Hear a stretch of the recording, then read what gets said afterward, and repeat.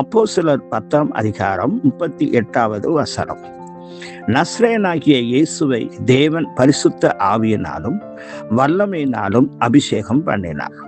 தேவன் அவருடனே கூட இருந்தபடியினாலே அவர் நன்மை செய்கிறவராயும் பிசாசின் வல்லமையில் அகப்பட்ட யாவரையும் குணமாக்குகிறவராயும் சுற்றித் திரிந்தார்.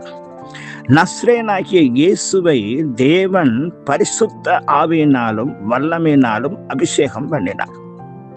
ஆண்டவராய் இயேசு கிறிஸ்துவினுடைய அந்த பரிசுத்தாவினுடைய வல்லமை இருந்தபடியினாலும் தேவனுடைய சகல அதிகாரத்தையும் ஆண்டவராகிய இயேசு கிறிஸ்துவுக்குள் வைத்தபடியினாலும் தேவன் அவருடனே கூட இருந்தார்.